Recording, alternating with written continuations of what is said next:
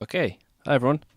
Again, this is the fourth tutorial type video thing.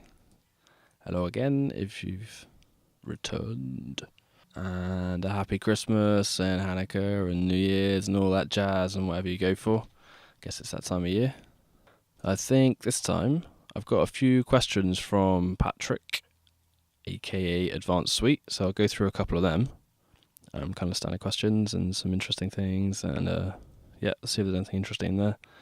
And I'm going to show you a bit from my latest track and go through some of the drum processing and the bass processing, and just see what stands out. So to start off, I'll just show you a little bit of what I've been working on.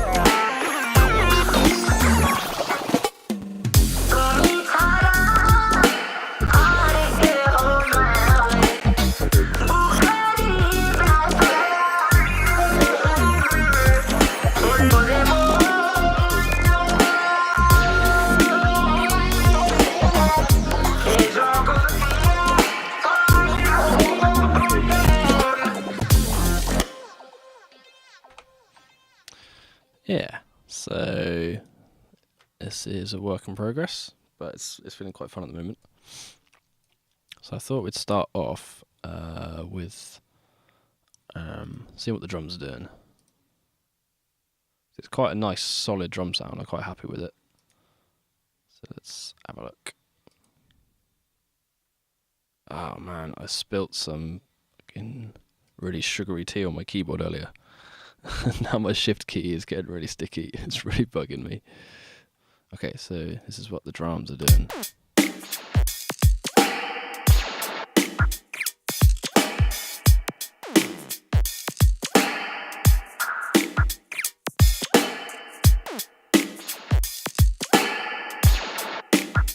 So the key elements, I guess, are the kick, the snare, and the hats. But without the other bits, they sound a bit kind of dull.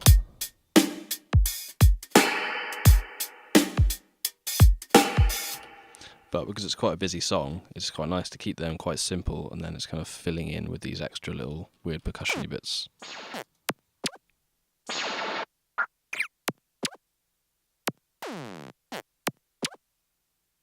Right, let's have a look to see what we did for the kick.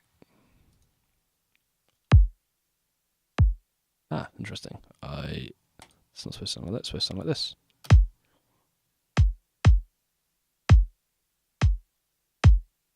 Okay. So it's looking pretty simple. kind of a standard setup that I do with a kick. I've got something that's playing like a really deep sub, kind of the main power of the kick.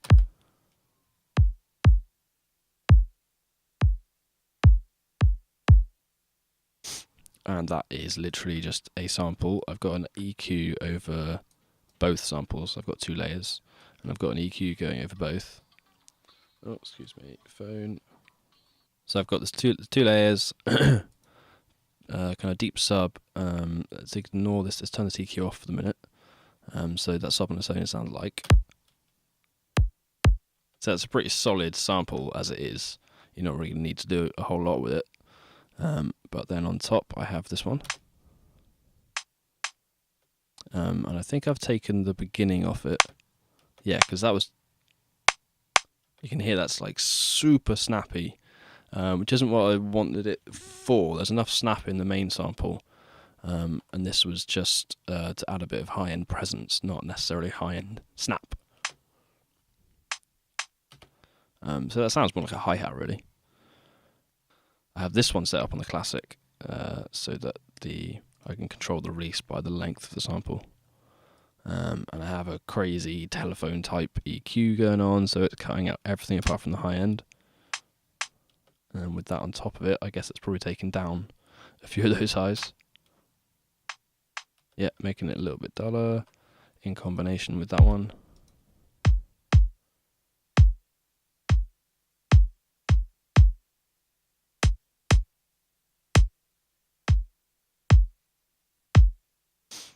And then I've not even got a compressor or anything on that because they're both pretty tight.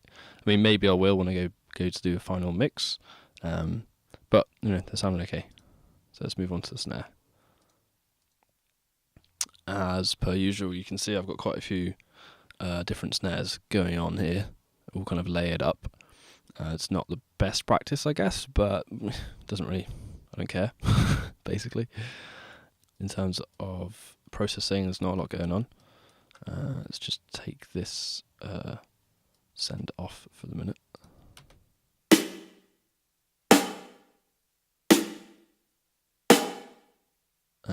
It's always best not to have things clipping, but at the same time you've got so much headroom, digital headroom, that it really doesn't matter that much. It's good practice not to do it.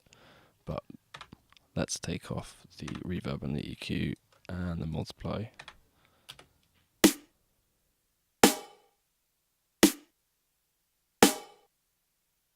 So I like having like the A and the B snare sometimes. Just kind of adds a bit of flow to the track somehow. Kind of moving from this section to that section, to this section to that section. It's quite subtle, but it makes it just kind of, it's enough to add a bit of interest. And I added in, that sample, later on after I've added these little fills.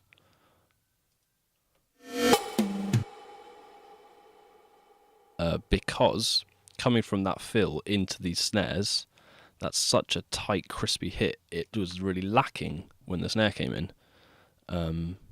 So I then, resampled that fill hit and then added it into the second hit of the snare. So what we got?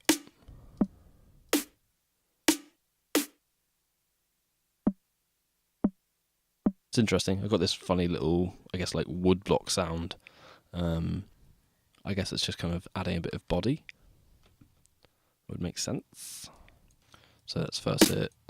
1, 2, 3. Second hit. So you got this kind of slightly more ringing live type sound, and then that hit as well. And then also there's added emphasis on the second hit from this reverb, which is one of the Max for Live Convolution Reverb Pros. It's one of the springs. I love those springs. They're such nice reverbs.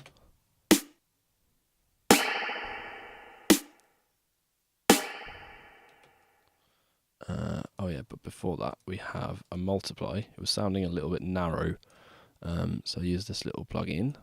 It's basically just like a delay, I guess, a really quick delay, stereo delay. With a few other things like modulation and stuff. And I've given it quite a high pass, or a bandpass in the high frequency. So if you listen to just this,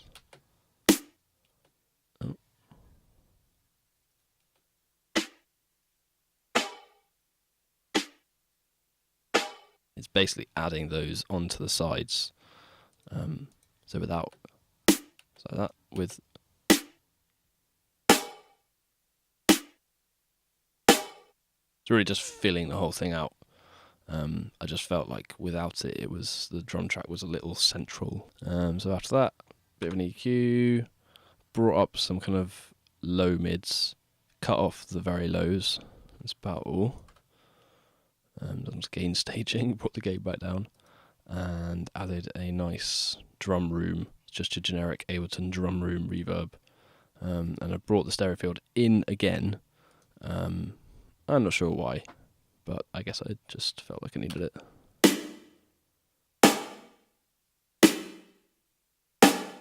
So now they're sounding pretty big.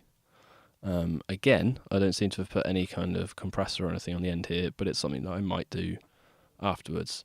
But they're sounding so tight, and the levels between the two hits are pretty similar, so it's not really too much of a problem. So together with that spring reverb. Oh yeah, something else with the spring reverb. Sometimes I'll put a frequency shifter before a reverb like that for something like a snare or a hi-hat or something, with an LFO on it. And it just means that the signal going into the reverb is ever so slightly different each time. So if you don't have it on a synced setting, so if you have it on a frequency, on a hertz setting, it means that it's always going to be a slightly different frequency, a slightly different tone going into the reverb. And again, it's just one of those things that's going to make such a small difference, but kind of added in with everything else, it just helps it have a bit more character, I guess.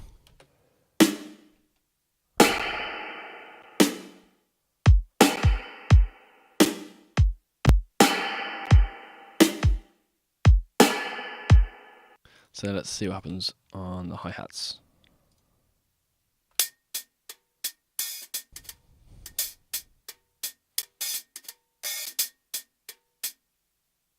Yeah, so I'm using Superior Drummer. I've just got the hat switched on.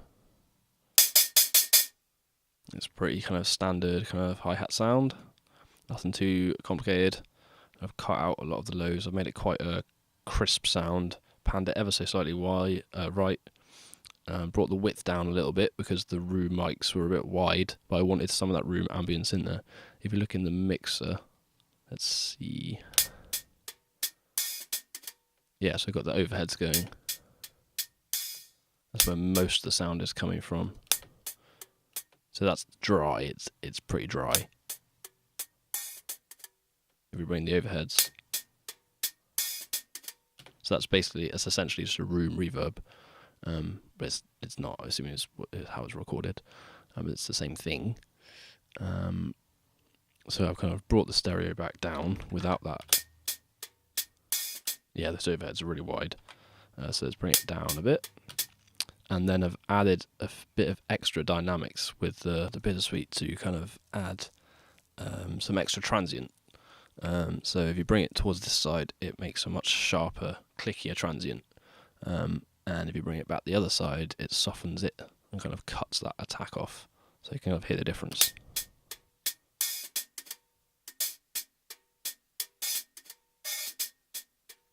You see that's really soft and kind of almost like using a brush or something now. But if you wanted to really cut through, it's a bit piercing almost. And that's what I wanted to do, so I've chucked that on there.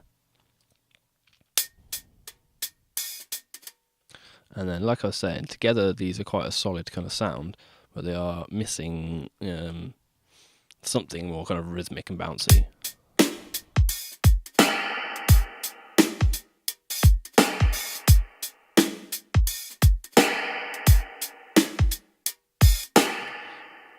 Oh yeah, worth saying as well that these have all got the SP 1200 16th swing on it, taking it down a tiny bit. But that's kind of how I do my swing. I do it mainly in MIDI. So then on top of that, I've added this little funny layer.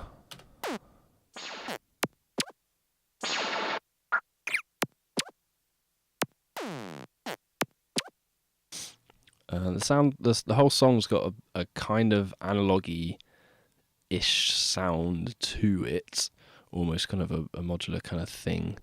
I'm not really sure why. Maybe it's something to do with the bass I made.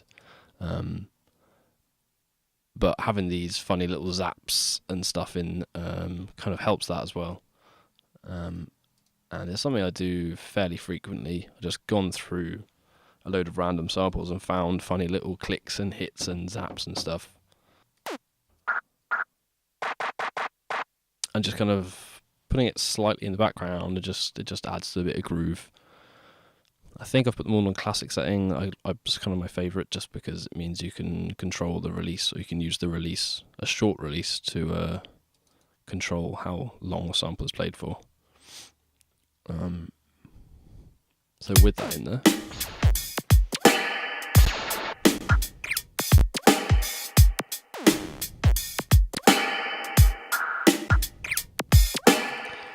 just kind of brings the loop together and kind of brings it alive a bit, I think. So that's kind of the main thrust of it. I've got some other things going on. They're all pretty simple. Big crash.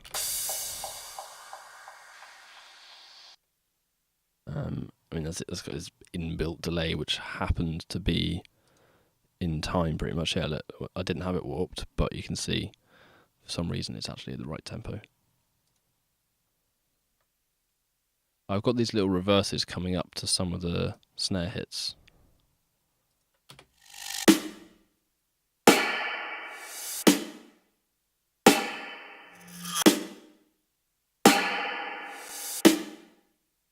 And it just kind of adds a nice kind of emphasis. It almost sounds like an open hat as well, but it's not the same sound as the hat, so I don't know. It's something you quite often find is an open hat leading onto a snare. But having a little reverse just gives a bit of emphasis onto the snare. And something else I did, which I don't always do, is I cut it off before the actual thing. So often it would be like this. But it just gives a tiny bit of extra snap. Just having that little gap there just kind of lets your ears go, ah! I've got a shaker doing parts every now and then, just coming in the odd section.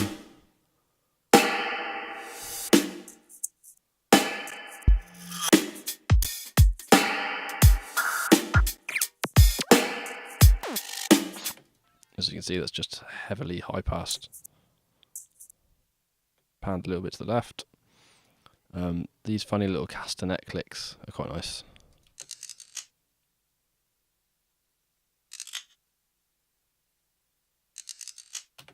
Again, they're preceding the snares, I think.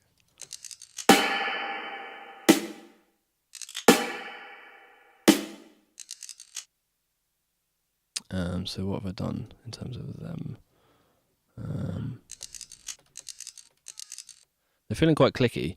I might have flattened them. I might, because they're in that Beats warp mode that I so enjoy, the kind of forward-facing looping one. And so I might have pitched them up. Not really sure. And then I've just added the simple ping-pong widener effect that I've shown you a few times. Again, that kind of adds to the contrast. If they were just mono, it kind of, I don't know, having it stereo it kind of adds to the contrast between that sound and the snare sound. It's kind of left, right, and then sucks to the center with the snare.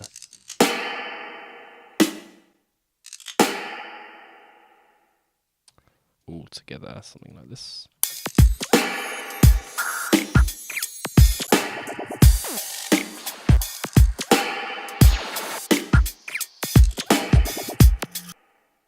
Okay, so let's move on to the bass. Had quite a bit of fun making this bass. It's a bit different to how we normally work. So let's have a listen.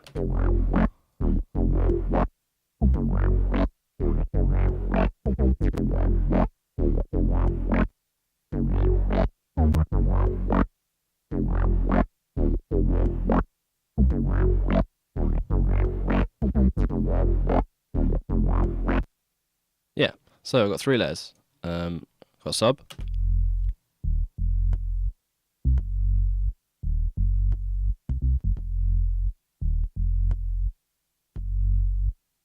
got a middle-ish, and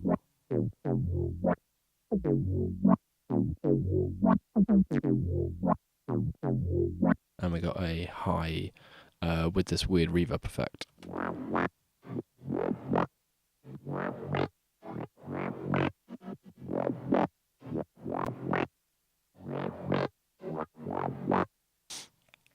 Now the sub actually isn't all that sub either. It's quite a MIDI kind of bass, but with the deep kick, it's enough, I think.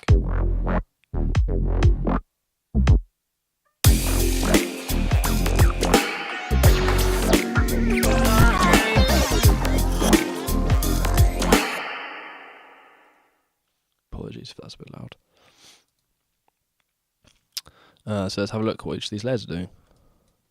So we've got a sub,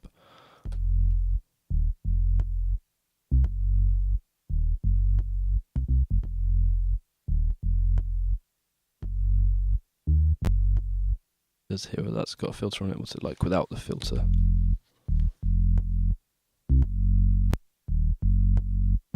Much the same, but it's just taking off a tiny bit of that top rumble.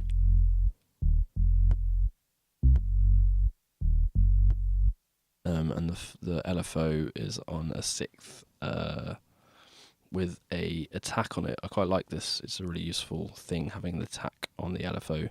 It means that the LFO doesn't kick in straight away. So you can still get like the main substance of the note, and then the LFO will start to wobble it. If I had it like this, it's just way too drastic. So giving it a bit of attack really helps. Just lets it kind of start to wobble at the end of the note. So the basic sound is just, what have we got? A saw 3.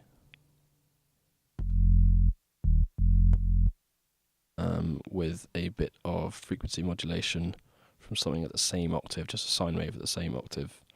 And you'll hear, should make a bit of difference if I bring that up. Getting growlier.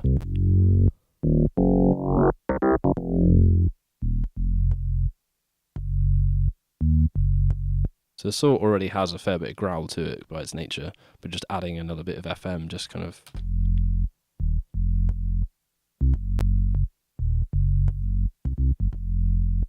doesn't do that much, but it's enough that I decided to add it.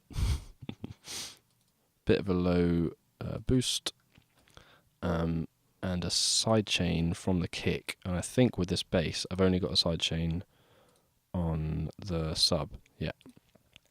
So the rest is being allowed to come through, but the sub is just being knocked out by the kick. And that's that click you can hear actually.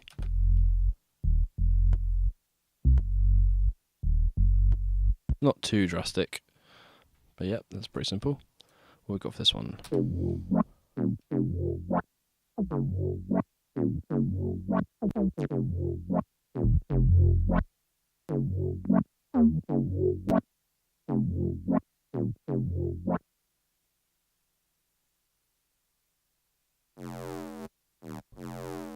Okay, I mean that sounds disgusting. That's how the patch started. Bringing in the next two, the next wave.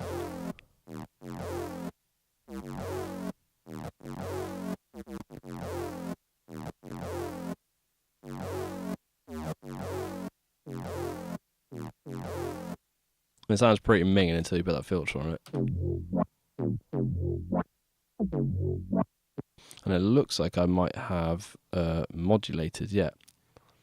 Not sure why I chose modulation. I guess so I could just duplicate it in the clip. So I've modulated the frequency cutoff. And that's in combination with the LFO doing the same thing as in the sub. So it's the same speed, and again it's on the filter, and again it's got that attack on it. The attack is slightly more because the filter is doing more in this case, I guess. because without the filter it's really nasty. And I've got a bit of spread on the whole thing. I'm not sure what that second layer is doing. That's pretty weird. I mean, it's on the third harmonic, which is kind of strange.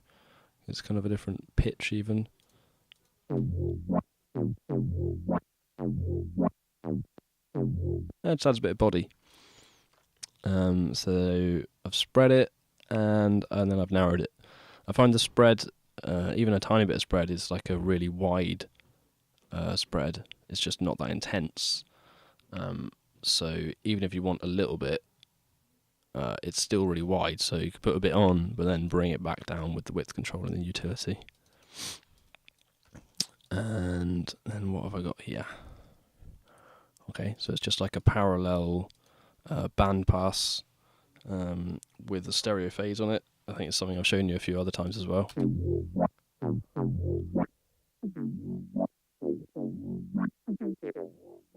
Like that is like, you can tell that's really extreme.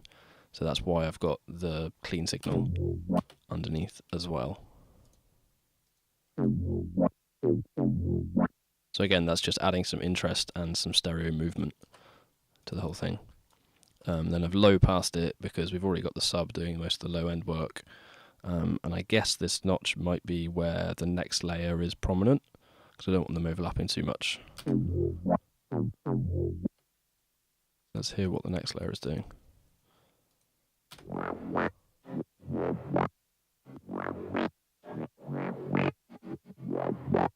Take this main effects off. So this one's in serum. It looks like I've started with a preset and probably messed around with it a fair bit, but it's right to start off. Get rid of the things I'm not using.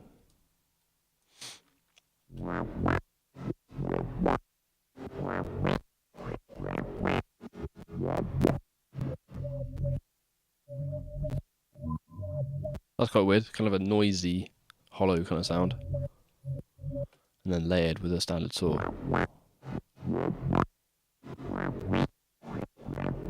It's giving the whole thing quite a beefy, like I said, like almost analog sound with that noisy oscillator in there. And so the main thing, I guess, effect-ish in this is the reverb doing this weird, strange thing.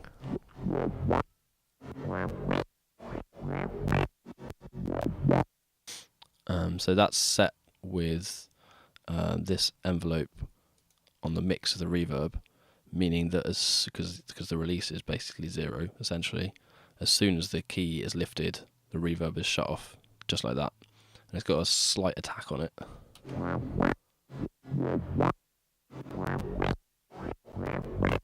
it gives us a sense of space without filling in all these gaps, because if I took this off, I kind of just had reverb the whole time. It's mega noisy, you know.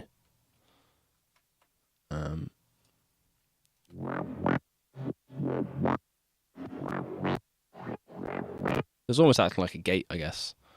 And then standard multi-band compressor.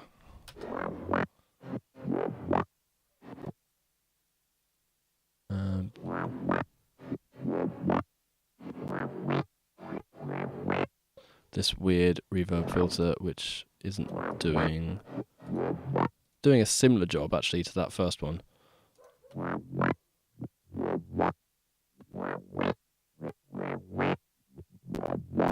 not sure how that works when it's what a reverb filter is. It's just strange, just a strange noise. And then I've got the frequencies. I've got kind of an added bandpass filter going on. Yeah, there we go, modulated here on this EQ to add more kind of movement on that growl.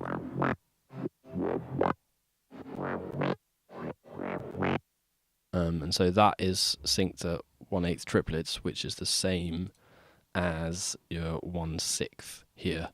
It's kind of annoying that they don't use the same terminology, and it confuses me a lot of the time, but it's the same, I'm pretty sure.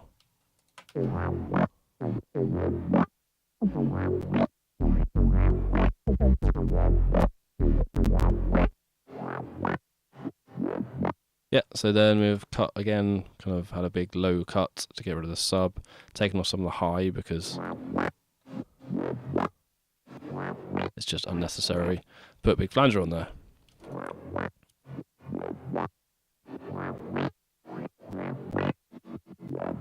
Yeah, it's not too big, but yeah, enough to make a difference. And then on top of all of that, we've got a big multiband, which its main job is just controlling this low, really.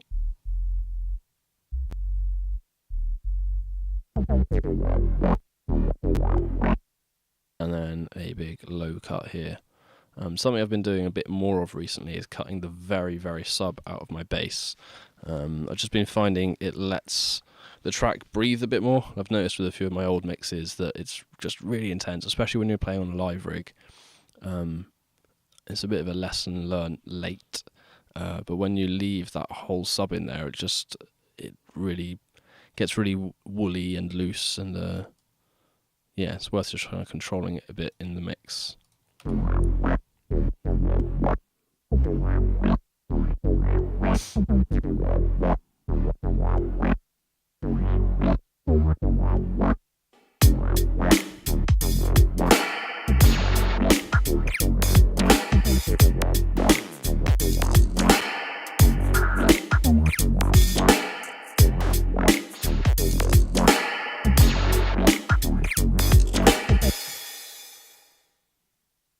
So what else should we have a look at?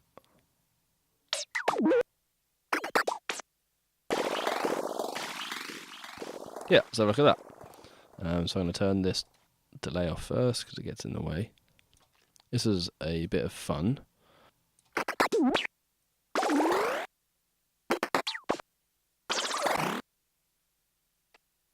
Okay, yeah. So I've got this is cutting in and out and just using a mute, which is a bit silly. I mean, I guess I could have turned the actual notes on and off, but for some reason I'm using the mute.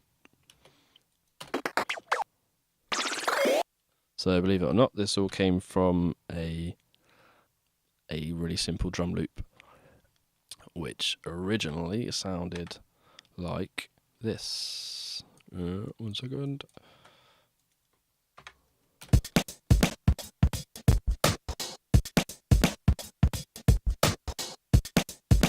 So I mean, I've taken a break. I've put it into the right tempo, and then I've right-clicked, sliced a new MIDI track, and ended up with all these samples. And then I've gone through and messed about. So let's have an explore of what I've done each stage. So taking a bit of the sub out. Big boost on the mid. Added this little volcano.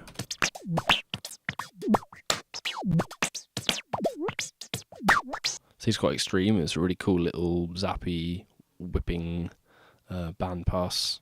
It's not the full mix because I didn't want it just. It's kind of missing the original sound. So yeah, got that on there, and then a bit of a frequency shifter. The sound's kind of messy enough that this is in sync in quarters. Doesn't really matter too much. I think that's a sample and hold. Again, I still don't know what sample and hold does. If anyone wants to explain it to me, then you can feel free. I've never got it. So that's, yeah, fucking around with the frequency quite a lot. Add an overdrive.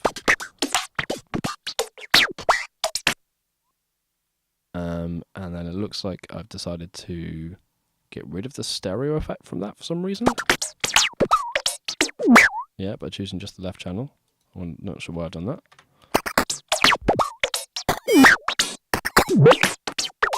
Added some messing around with a bit reduction. It's all simple enough, just automating it on and off every now and then. Um,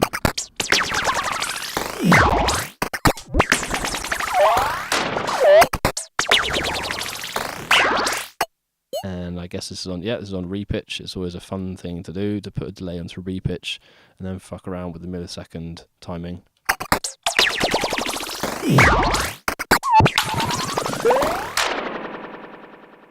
Yeah, again, simple enough. So I'm kind of automating the dry and the wet in conjunction with messing around with this. So at the beginning, they're both just totally off. And then a Mondo mod, one of these Waves plugins.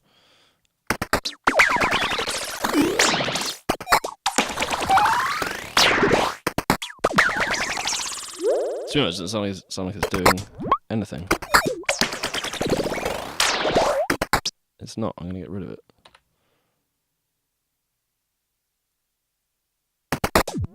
And a big multi-brand, because this is all pretty loud, intense, and very dynamic.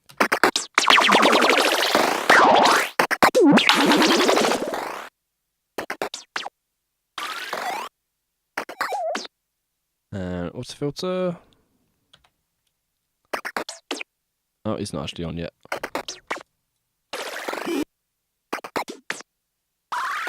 A reverb, which again isn't doing anything, interestingly.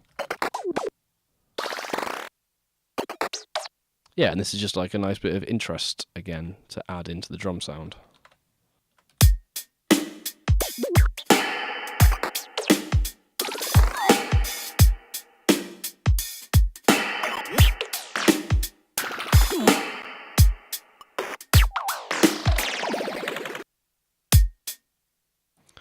Yeah, so fuck around with a load of random stuff and you can get some pretty cool noises.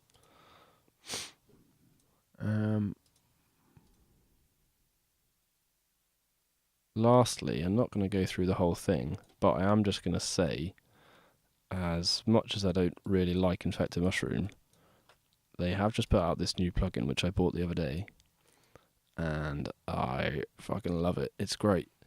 And it does all kinds of harmonizer and formant filter and harmonic filter and pitch messing around and stereoizing and stuff. And I've been having a blast with it, mainly on things like vocals and flutes and things like that. And that's kind of what I used mainly to make this vocal effect.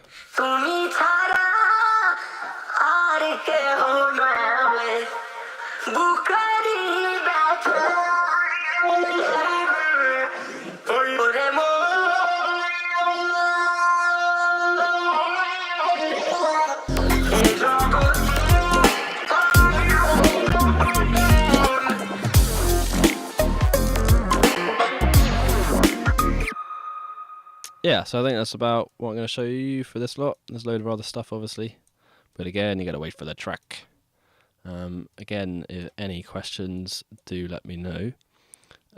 Which brings me back to Patrick's questions. Let's see if I can go through some of these. Let's see what we got. Okay, how long does it take you to make a track? So variable. So variable. Sometimes, I guess, minimum is like 3 days. And then you'll always have, or I'll always give myself, come back to it after a week or something, just to make sure that the mix, give myself some objective ears, give myself a bit of space from the mix, and come back to it and check it's okay. But 2 or 3 days is the fastest, and I've come back to tracks that are 3 years old, so it varies so much. Do you work on more than one track at a time? Again, it varies. Kind of depends how into a track you are. If I start a track and I'm full of inspiration, I'm just totally digging it, I won't do anything else. I mean, that includes sleeping and eating. It's just the track. But if the inspiration drops off a little bit, there's always something on the back burner that needs some tweaking, or another project that needs kind of a bit of work on. So there's often more than one thing going. But if I'm feeling really inspired, then I'll stick to one track. Do you smoke weed? And if so, do you do it before you make music? I've smoked weed since I was about 14, 15.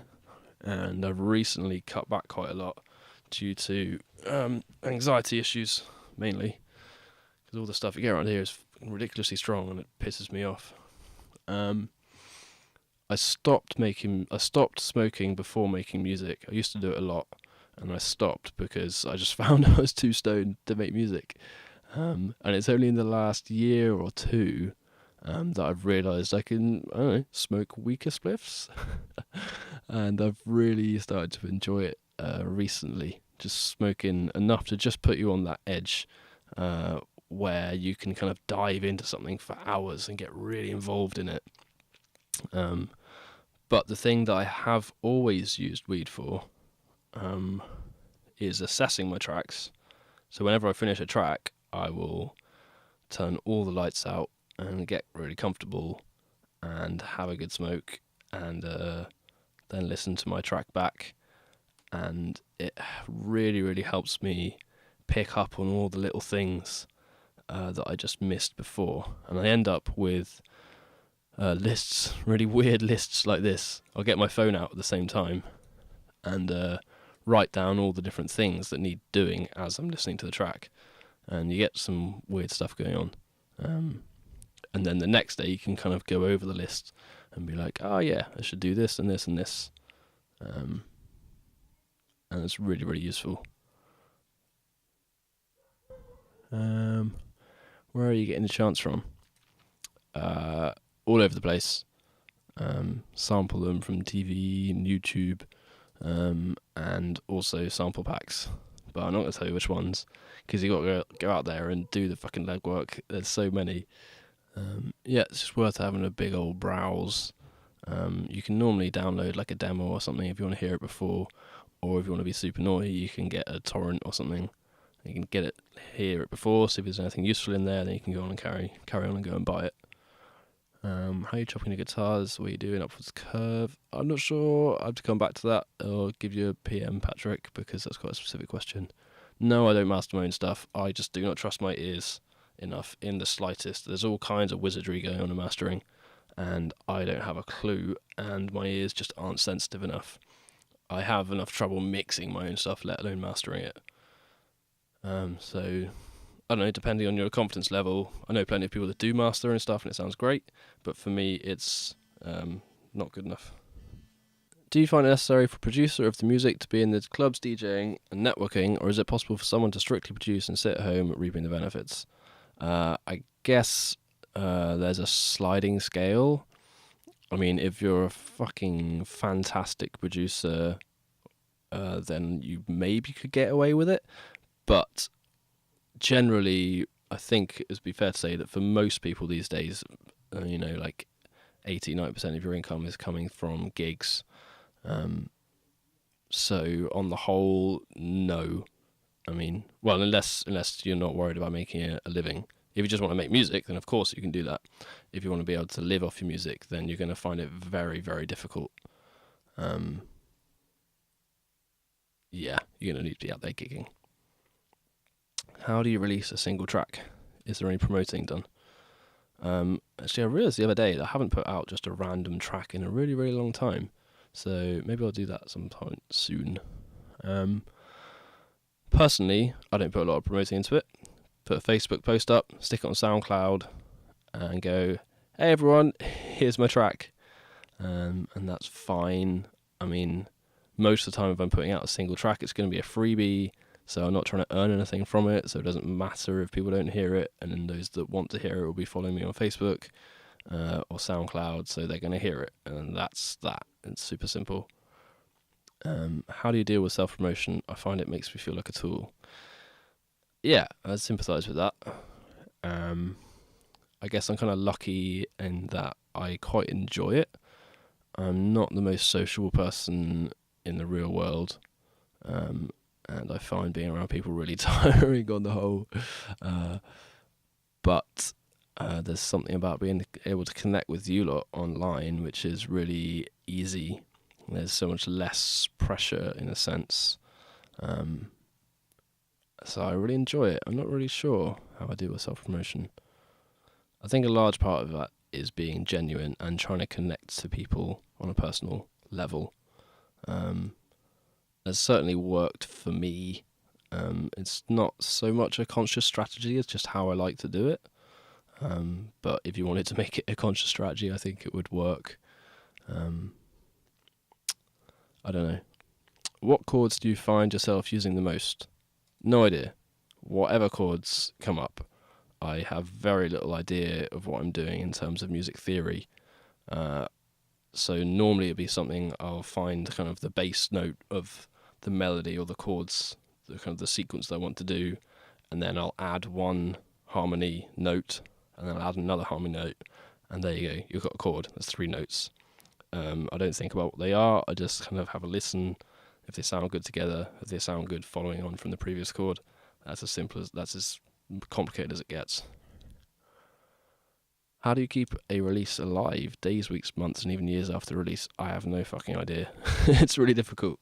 I think it's partly to do with letting go, actually. You don't try and keep it alive. You put it out there. If people really dig it, then they'll keep it alive. But, I mean, the only thing I do to keep it alive is I play the songs at gigs, and very infrequently I'll post up an old track on Facebook or something like that. I really don't put a lot of work into that at all. I focus on the music I'm making now, essentially. When you play live, is it usually a DJ set? Nope, I can't DJ to save my life. And I never have been able to. So the way that I play live, so I guess this answers number 13 as well. The way that I play live at the moment is I split each of my songs into between 4 and 7 stems. So that'd be something like bass, drums, offbeats, rhythmic random, melodic random, and vocals, say. And then the way I lay out the tracks, or lay out the set, is I actually have it in arrange mode in Ableton, and I do pre-arrange the whole thing, and I kind of sort out fades in between the sets, and kind of sort out the tempo automation. And then for each track, for each stem, specifically each stem for each song, I have a load of effects on that stem made for that specific part, and I use 2 iPads wirelessly communicating with the computer using a program called Lima, which is a MIDI controller. And then I've set up a page on one of the iPads for every single track with specific controls for specific effects and parts within that track. So I kind of customized a page of controls for each song. And on the other iPad, I've got 6 synth sounds, but they're melodic sounds. They're all kind of weird zaps and squelches and things like that. And I've got them set up, so they're set up on an XY pad, which I guess is almost like a K-oscillator, like a homemade K-oscillator. And that's kind of how I play live. I'm looking to change it. I just got myself a push for Christmas. Thanks, Mum and Dad. And a couple of the mini Chaos pads and the K-oscillator, and I'm going to combine that and kind of make it a bit more interesting. So hopefully I'll be able to play some more melodies and chords and things on the push and trigger some more samples and things like this. But how people play live is a very personal thing, and it's really tricky. I know a lot of top-end producers that literally play a stereo file, and there's pre-arranged stereo files, and don't really do anything on top of it apart from a filter or something. And I know people that play completely off the bat, don't even have a pre-arranged thing, they're just messing around with kit. So it's so variable, and it depends what you want to do, I guess. So yeah, I hope that there was something interesting in there. Apologies for rambling answers. If you've got any specific questions, or Patrick, if you want to ask me more about those questions and get some more sense out of me via actual writing, which I can think about more, let me know. Yeah, thanks everyone. And we'll see you next time round. Have a great new year, or by the time this comes out, I hope you had a great new year. yeah, nice one. Any suggestions, questions, tips, whatever, let me know. Thanks again. Couldn't do this without your support. It's fucking awesome, and I love you all. Bye.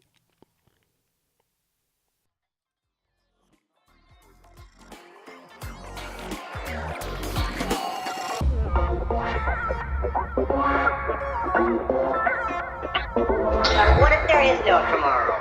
I wasn't one today.